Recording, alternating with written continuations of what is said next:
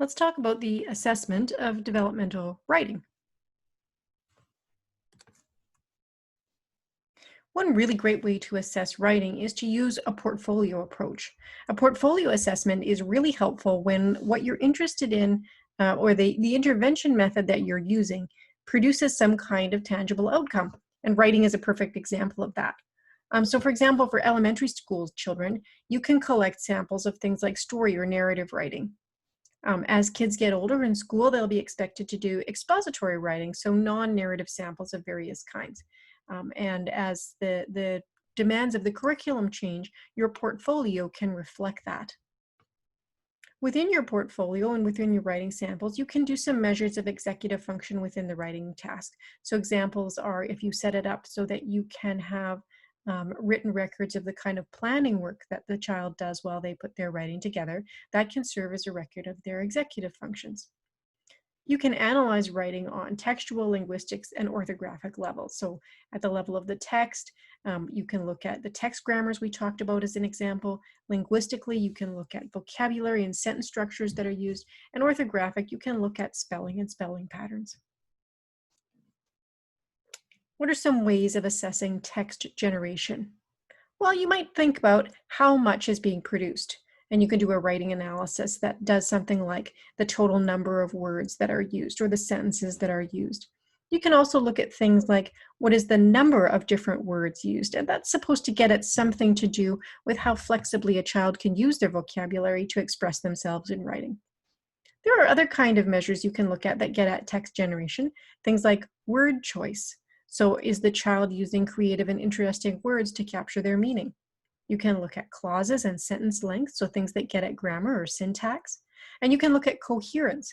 That's how well the ideas in the text tend to go together. All right, let's move on to talking about intervention for developmental writing impairments.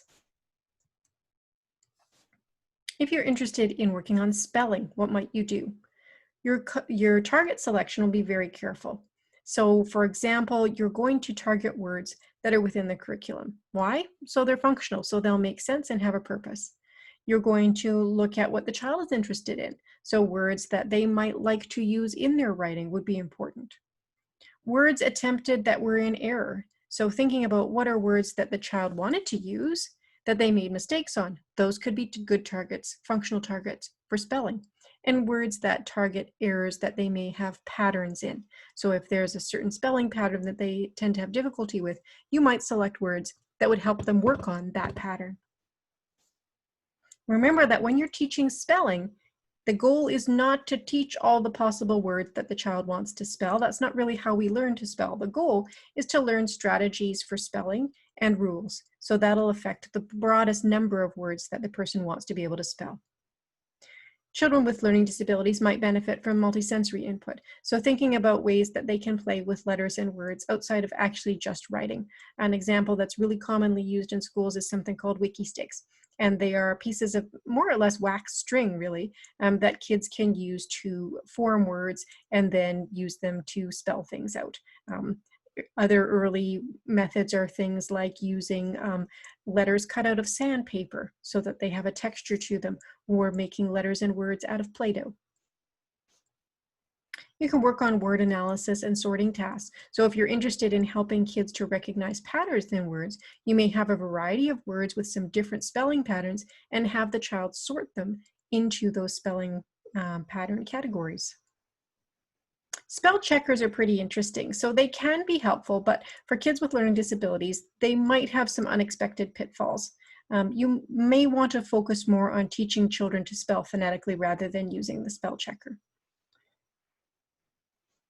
One strategy that is helpful is teaching kids to proof or edit on a hard copy. And that has been shown to increase the number of correctly spelled words. So again, if you think about, well, why does that work? If you're having a child work on a piece of writing, perhaps even with you beside them, then you're actually working on that executive function piece of noticing the errors, and then you can do some talking aloud about what to do about those errors. So you can have them learn some strategies and then hopefully rehearse those strategies as you guide them through it. And that is why working on that hard copy might be a really effective way to work. Okay, I mentioned executive functions. Let's talk about that a little bit more in detail. An example of how you might work on executive function is teaching a child or an adult a strategy like goal, plan, do, review. So what's the goal for this writing? Make a plan for how I'm going to attack this writing activity, do the activity, and then review it. So go back, and you may teach, for example, people to go back in multiple passes. So it might be too much for a person to edit their work for everything all at once. So maybe they'll start with sentence structure. Maybe then they'll move on to spelling, and then maybe finally they'll look at word choice or whatever it is that you and the client have decided that you're working on. One of the most important tips, I think, in this whole thing is allowing children, again, or adults to choose their topic. So for my experience, folks who've had difficulties with reading and writing can sometimes have really negative attitudes towards reading and writing, and perhaps for good reason. It hasn't been very fun. So having folks work on topics that are of interest to them is incredibly important and can make a real difference in the outcomes. You can work on all the same skills on a boring topic or an interesting topic. So make it an interesting topic. And again, the best person to decide what an interesting topic is the person themselves. I had a student many, many years ago who was a very reluctant writer and who had real trouble engaging in the class in any kind of writing activity. So I had the opportunity to do some one-on-one writing work with this student who was probably about 13 years old, I think. And because we weren't working in the classroom on a specific activity, we had the freedom to select our own topic. And this young person, when given the opportunity to write about anything in the world, chose to write about potato chips and did research about potato chips and wrote a paper about potato chips and created a magazine article about potato chips, which is a different kind of interest. I would not have selected that, but that was what this person wanted to write about, and it worked beautifully. They enjoyed the work. They learned a lot. I learned quite a bit about potato chips that I didn't know before. Okay. The other thing about choosing a topic is it can help the child to focus on their audience. So when you are writing is most meaningful when it's purposeful. So a piece of writing that has an audience, that's part of that goal. Who am I writing this for? What's the reason for it? Is another way that you can help somebody to learn how to structure their writing properly. Some evidence shows us that children with learning disabilities who get training in executive function along with word processing, so those more lower level tasks, make greater gains in the quality of their writing. It's very similar to what we talked about in terms of reading.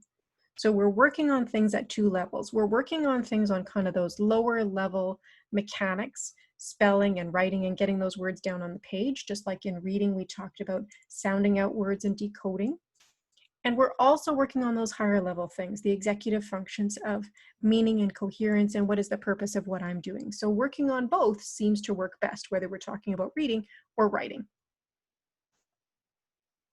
There is speech recognition software out there, and that allows a child or an adult to compose by dictation, and those can be extremely useful. So one situation where that can be helpful is if the person has a difficulty with handwriting, then eliminating that barrier can really allow a person to flourish in terms of the words that they can now get down on the paper. So matching up the means of communication with the person's profile is really helpful and important. Of course, speech recognition software doesn't overcome oral language difficulties, so it may still be the case that a person needs to go back and revise. But if you can take away one of the barriers, in this case, the handwriting aspect of it, and remember that speech recognition software will also help with things like spelling, if you can get rid of those barriers, you may now have a situation where the person is able to do some of those higher level activities and edit their work. Let's talk about working on narrative text generation. This is a really important topic for school-age children because a lot of the work that happens in the curriculum is based on stories and creating stories. Remember, you might need to start at the oral narrative level. So if a child has a poor understanding of the narrative text genre, then you want to help them understand that first. So remember, each time you layer something on, it increases the cognitive load. Children with language and writing impairment may not realize that they know a narrative or how to get it started. So again, some metacognitive work on understanding what a story is and ways to get it going can be really helpful. here is mentioned a story grammar, and a story grammar is a fairly well documented way of looking at stories and kind of what are the important pieces of a story. So what gets the story going, and what is the goal-directed activity in the story is kind of the focus of typical story grammars.